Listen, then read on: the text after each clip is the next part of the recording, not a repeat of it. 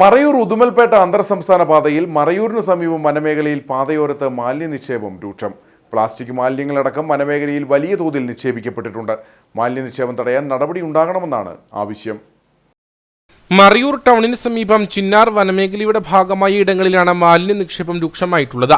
മറയൂർ ഉദുമൽപേട്ട അന്തർ സംസ്ഥാന പാത കടന്നുപോകുന്ന പ്രദേശത്താണ് മാലിന്യ നിക്ഷേപം നടക്കുന്നത്. ഭക്ഷണാവശിഷ്ടങ്ങളും പ്ലാസ്റ്റിക് മാലിന്യങ്ങളും അടക്കം പാതയോരത്ത് വനമേഖലയിൽ വലിയ തോതിൽ നിക്ഷേപിക്കപ്പെട്ടിട്ടുണ്ട്. റോഡിൽ നിന്നും വനമേഖലയിലേക്ക് മാലിന്യം വലിച്ചെറിയുകയാണ് ചെയ്യുന്നത്. വനമേഖലയിലെ മാലിന്യ നിക്ഷേപം തടയാൻ നടപടി ഉണ്ടാകണമെന്നാണ് ആവശ്യം. ഇവിടെ മൊത്തം റോഡ് സൈഡ് മൊത്തം വേസ്റ്റാണ്. ഫോറസ്റ്റുകാരും ശ്രദ്ധിക്കുന്നില്ല, അതിനെക്കുറിച്ച് ഇവിടെയുള്ള പഞ്ചായത്തും ശ്രദ്ധിക്കുന്നില്ല. ഒന്നുമില്ലാതെ വേസ്റ്റ് അടിഞ്ഞു കൂടിക്കൊണ്ടിരിക്കുകയാണ്. ഇതിങ്ങനെ പോയി കഴിഞ്ഞാൽ കാലക്രമേണ വനത്തിൽ ആന ചത്തു അത് ചത്തു എന്ന് പറഞ്ഞിട്ട് കാര്യമില്ല.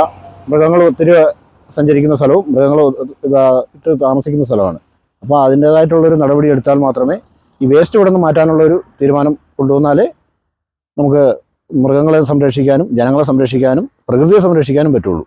മാലിന്യം നിക്ഷേപിക്കരുതെന്ന് സൂചിപ്പിച്ച് വനംവകുപ്പ് മുന്നറിയിപ്പ് ബോർഡ് സ്ഥാപിച്ചിട്ടുണ്ടെങ്കിലും ഇതിന് തൊട്ടരികിൽ തന്നെയാണ് മാലിന്യ നിക്ഷേപം നിർബാധം തുടരുന്നത്.